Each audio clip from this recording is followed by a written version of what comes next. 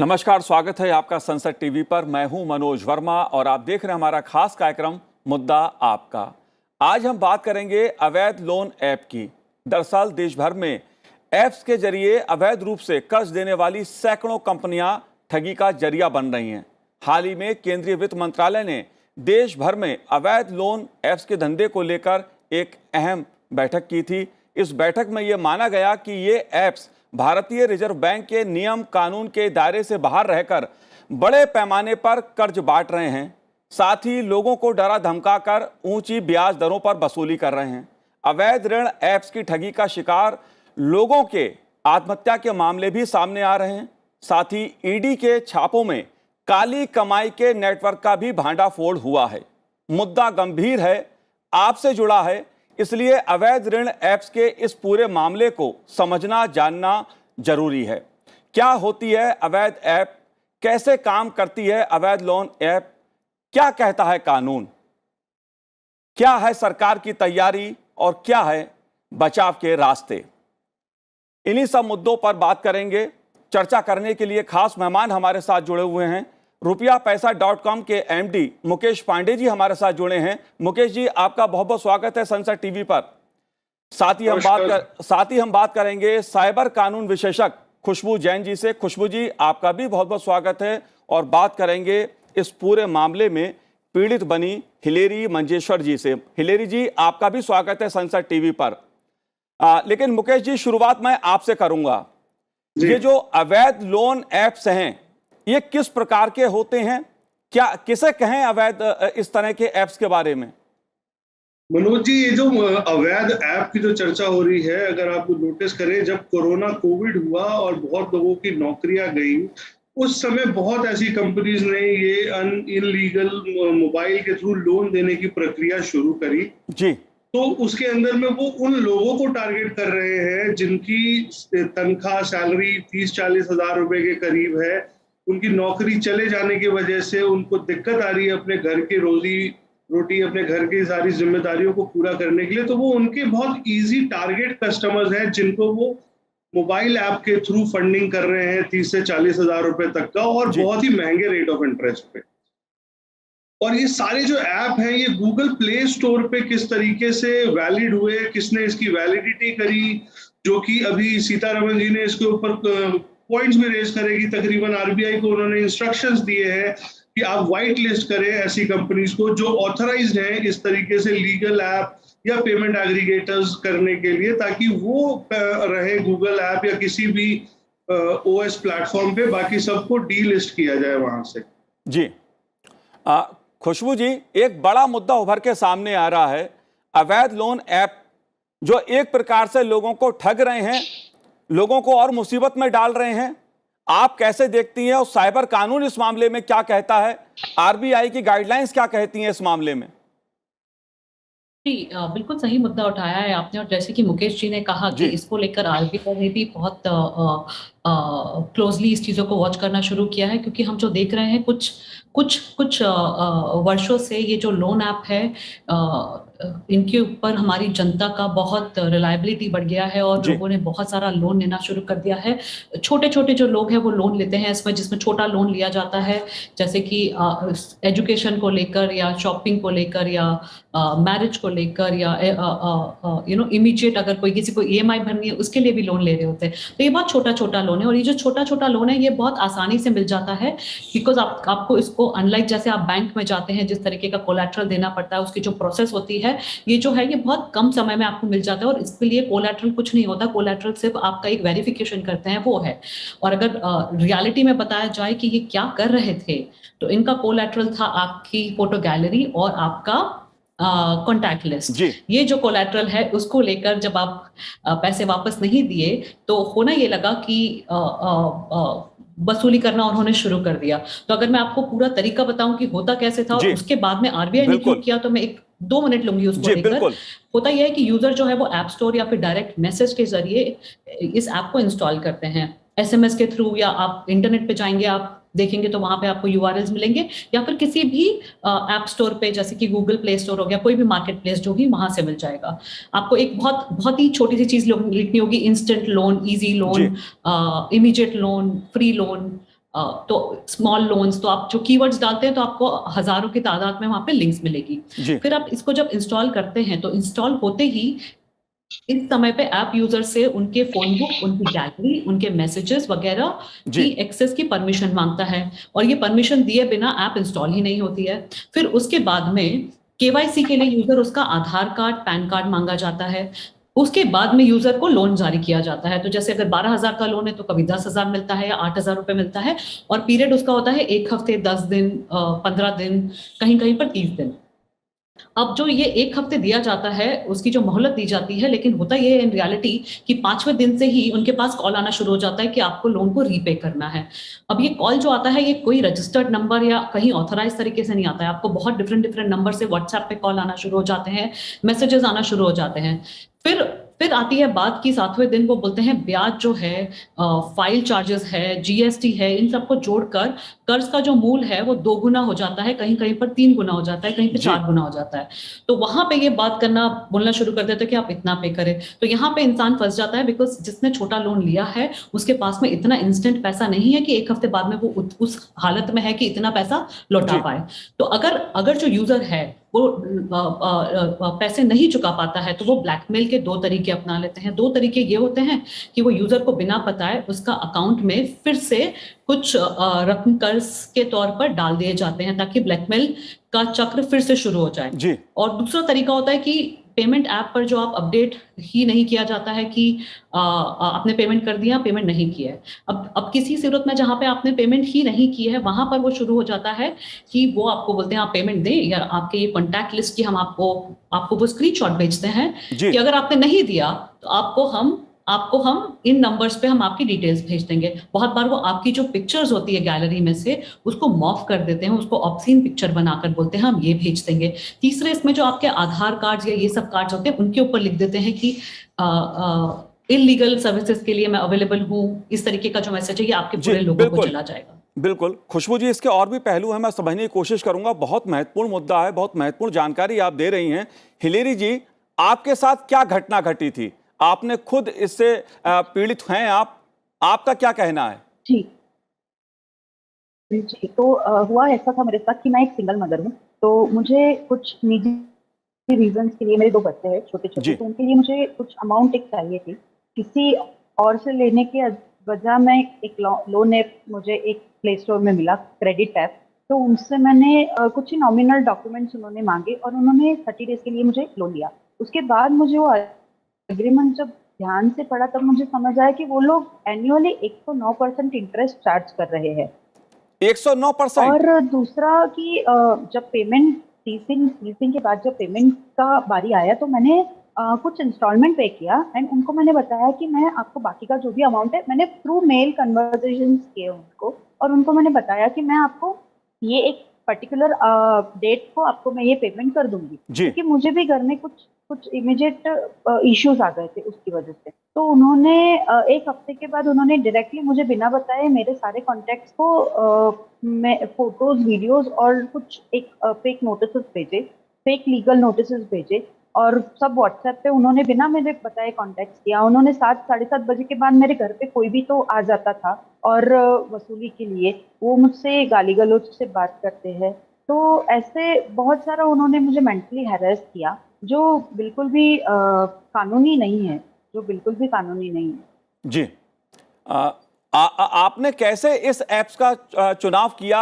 आपने कैसे, क्या उन्होंने आपसे संपर्क किया या ऑनलाइन के जरिए आपने? नहीं, ऑनलाइन जी आजकल अगर आप कोई भी ऑनलाइन प्लेटफॉर्म पे जाएंगे, जैसे इंस्टाग्राम हो गया, फेसबुक हो गया, आप अगर एक बार भी गूगल में अगर लोन सर्च करेंगे तो आपको वो वैसे ही टाइप के एड्स आपको इंस्टाग्राम या फेसबुक या फिर कोई भी जो भी सोशल साइट्स है वहां पे आपको दिखते हैं। इवन अभी भी अगर मैं कहीं पे भी जाऊंगी तो मुझे वैसे एड्स दिखते हैं कि जहाँ पे लोगों को लोगों को प्रोत्साहित किया जाता है कि आप ऐसे जी ऐप्स डाउनलोड करो और उनसे लोन लो, और जो भी मिडिल क्लास आदमी है तो वो इजीली इस जो भी पूरा पन्ना है उसमें फंस जाता है इजीली। जी। मुकेश जी, आपने ये घटना सुनी और ऐसे देश में हजारों लाखों की संख्या में लोग हैं जिनको ऐसे अवैध ऐप चलाने वाली कंपनियां ठग रही हैं, परेशान कर रही हैं। कई घटनाएं आत्महत्या की भी उभर के सामने आई हैं। आप कैसे देख रहे हैं इस पूरे मामले को, क्योंकि जितने भी ऐसे ऐप्स हैं जो लोन देने का दावा करते हैं, तुरंत दावा करते हैं, केंद्रीय बैंक के साथ पंजीकृत इनका नहीं है, आरबीआई के नियमों को ये नहीं मानते, आपका क्या कहना है?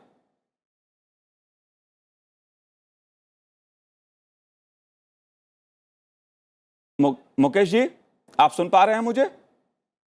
मुझसे पूछ रहे हैं, आवाज आपकी कट रही है। जी मुकेश जी, मैं आपसे जानना थोड़ा अवेयरनेस बढ़ाने की जरूरत है, क्योंकि जब कोई कस्टमर, जैसा भी मैडम ने बताया कि जब उन्होंने गूगल सर्च करा तो उनको हजारों ऑप्शन नजर आने लगे कि भाई कौन कौन सी कंपनी क्या क्या लोन करती है। लेकिन एक बारी कोई भी किसी भी इंस्टीट्यूशन से किसी भी ऐप के थ्रू लोन लेने से पहले उसके बारे में थोड़ा सा जानकारी लेना भी बहुत इंपॉर्टेंट है, बिकॉज आप अपने उनसे क्रूशियल डॉक्यूमेंट्स दे रहे हैं। पैन कार्ड, आधार कार्ड आपके बहुत क्रूशियल डॉक्यूमेंट हैं जो आप उनसे शेयर कर रहे हैं। उसके अलावा जब आप मोबाइल ऐप के थ्रू कोई लोन ले रहे हैं तो वो आपसे बहुत सारी परमिशंस लेती है, जैसा कि खुशबू जैन जी ने बोला, उन्होंने वो आपके सारे कॉन्टैक्ट डिटेल्स की आपकी एक्सेस लेते हैं, आपकी गैलरी का सारा एक्सेस लेते हैं। तो उनके पास एक तरीके से आपकी सारी इंफॉर्मेशन है, लेकिन आप कोई इंफॉर्मेशन चेक नहीं कर रहे।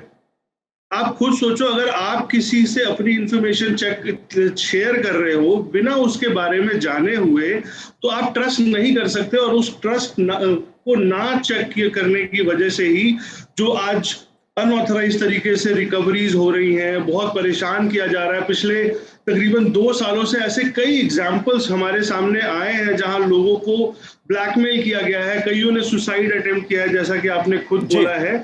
लेकिन सबसे इंपॉर्टेंट चीज है अवेयरनेस की। रिक्वायरमेंट आपको है, बैंक्स आरबीआई रजिस्टर्ड एनबीएफसी का पता करें, उनके हेड ऑफिसेज, उनके ब्रांच ऑफिसेज के बारे में पता करें। अब उस ऑफिस को फिजिकली वेरीफाई करें कि वो एग्जिस्ट करता भी है कि नहीं करता है, वो प्रैक्टिस किस तरीके से कर रहा है। उसके बाद आप थोड़ा सा आधा 1 घंटा 2 घंटे का मेहनत करेंगे, कोई ना कोई तरीके से आपको रिसोर्स पता चल जाएगा कि हाँ ये जेन्युइन है नहीं है, और उनके सामने उनके ऑफिस बैठ करके डील कर लीजिए, बिकॉज उनके रिप्रेजेंटेटिव होते हैं। कोई भी रजिस्टर्ड एनबीएफसी हो, चाहे वो मोबाइल के ऐप के थ्रू अपना मार्केटिंग कर रहे हो, उनके ऑफिस है, उनके ऑफिस जाकर के किसी मैनेजर के थ्रू आप उनको बोलिए कि मुझे इसके अंदर अंदर किस तरीके से आगे बढ़ना है, हाउ टू अपलोड डॉक्यूमेंट्स। आप उनसे क्रॉस चेक करेंगे, आपकी तसल्ली हो जाएगी। तो ये जो फ्रॉडुलेंट एक्टिविटीज है वो बहुत लेवल तक कम हो जाएगी। जी, तो जरूरी सारा है अवेयरनेस का, अवेयरनेस होना बहुत जरूरी है। जी हाँ बोलिए। मैं कुछ बोल सकती हूँ इसके ऊपर? ये जो अभी मैंने ऐप बताया, तो वो एक्चुअली उन्होंने पूरा मेंशन किया हुआ है, Jackson Exports Limited, Sampati Securities Limited, we are RBI registered and all, they have mentioned on their site. तो अब आम लोगों को पता कैसे चले कि वो एक्चुअल रजिस्टर्ड है भी या नहीं, क्योंकि उन्होंने तो सारा अपनी वेबसाइट पे मेंशन किया हुआ है।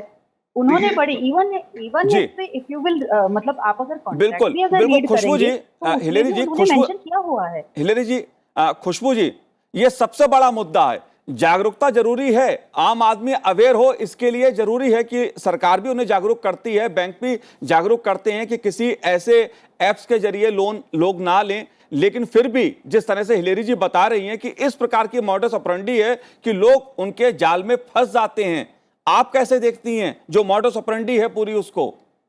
बहुत ही सही बात कही आपने, बिकॉज आप जो बात कर रहे हैं, एक जो नॉर्मल जनता है जो नीड में है लोन को लेकर, उस टाइम पे वो जितना प्रूडेंट एप्लीकेशन कर सकती है अपने माइंड का वो करेगी। पर आप जहां पे ये बात कर रहे हैं, ये जो लोन ऐप से ये बहुत स्मार्ट है, ये बहुत प्यार से इमिटेट करते हैं, डिपिक्ट करते हैं, ओरिजिनल नेम्स यूज करते हैं, इस तरीके से लिखते हैं जैसे इन्होंने कहा कि हम आरबीआई ऑथराइज्ड है। तो कोई इमेजिनेशन से आप जनता से एक्सपेक्ट नहीं कर सकते कि वो कैसे पता करेगा। और इसी चीज को देखते हुए आरबीआई ने ये सोचा कि क्यों ना इस चीज को देखा जाए, बिकॉज ग्रास रूट लेवल से अगर चीजों को इरेडिकेट करेंगे तो जागरूकता तो चाहिए, पर जागरूकता के साथ में अगर ये अवेलेबल ही नहीं रहेंगे तो फिर ये सारे जो मिसहैप है वो होना बंद हो जाएंगे। इसी के मद्देनजर आरबीआई ने 2 बार गाइडलाइंस निकाली, और लेटेस्ट अभी हमारे जो फाइनेंस मिनिस्टर है उन्होंने आरबीआई को रिक्वेस्ट किया है कि आप एक लिस्ट ऑफ व्हाइट लिस्ट है जो आपकी रेगुलेटेड जी। एंटिटीज है, रजिस्टर्ड एंटिटीज है आरबीआई के साथ में, आप उनकी हमें लिस्ट दें। फिर ये जो लिस्ट है ये वो मीटी के साथ शेयर करेंगे। जो हमारी मीटी है वो फिर जितने मार्केट प्लेसेस है या बाकी जगह है वहां पे इस लिस्ट को शेयर करेंगे और वहां से देखा जाएगा कि इसको क्या इसको छोड़कर अगर कोई और एंटिटी वहां पे आ रही है तो उसको टेक डाउन किया जाए इमीडिएटली, या उनको अलाउ ही ना किया जाए हमारे इंडियन जुरिस्डिक्शन में काम करने के लिए।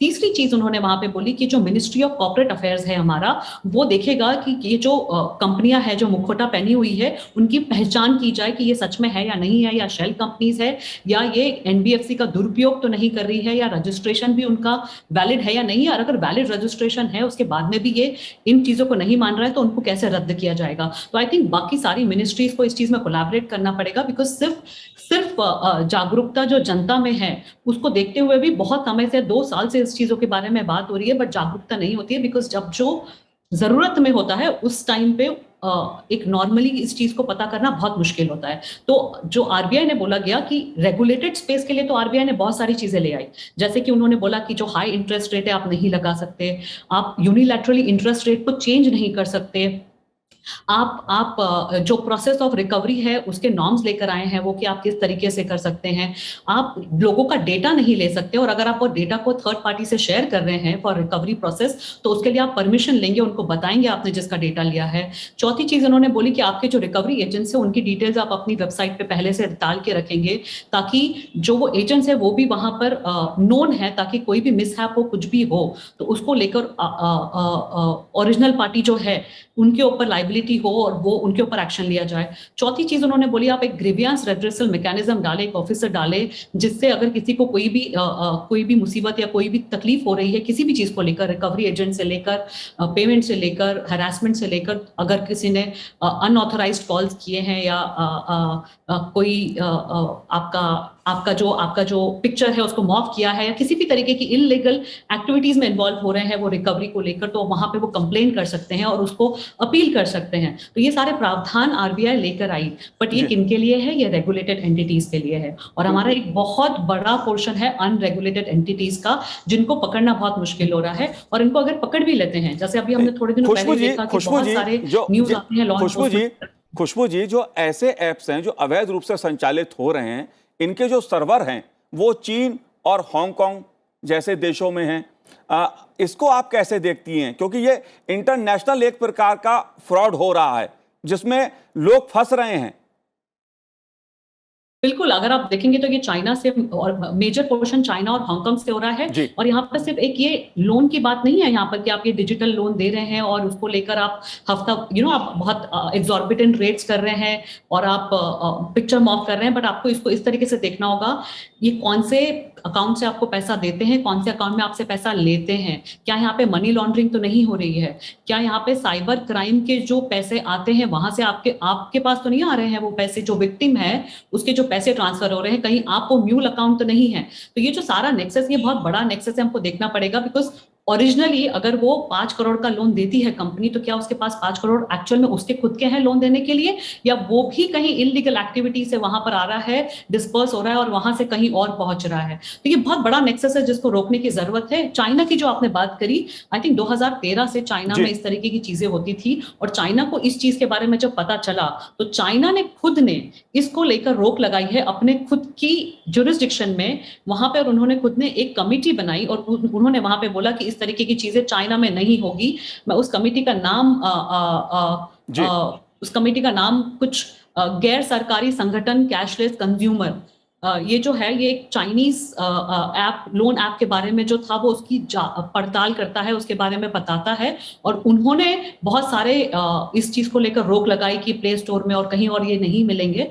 बट यहाँ आप देखें तो हमारा जो इंडिया है, जो इतना बड़ा लार्ज फोर्स है कंज्यूमर का, वहां पर हम विक्टिम होते जा रहे हैं और हम कुछ नहीं कर पा रहे हैं। जी नहीं, ऐसा नहीं है। सरकार ने इस मामले में सरकार ने बहुत कदम उठाए हैं, लोगों को जागरूक किया है। अगर मैं आरबीआई की बात करूं, केंद्रीय वित्त मंत्रालय की बात करूं, तो 600 ऐप्स को प्ले स्टोर से हटाया गया है।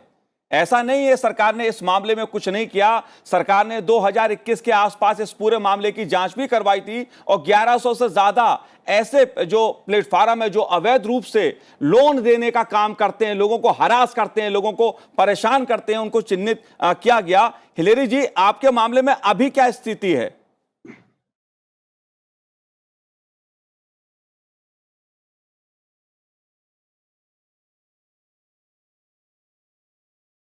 जी हिलेरी जी, अपना आप अनम्यूट कर लीजिए।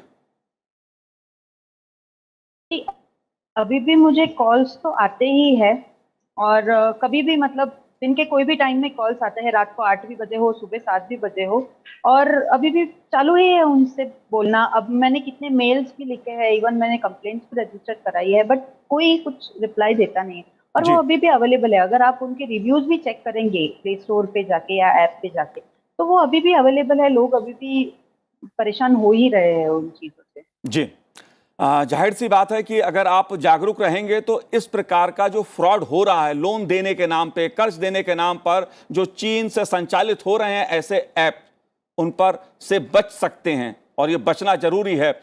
मुकेश जी, एक सबसे बड़ा मुद्दा जो और उभर के आता है कि निजी जानकारियों में भी सेंध लगाने का ये ऐप्स काम करते हैं। इस मामले में आपका क्या कहना है?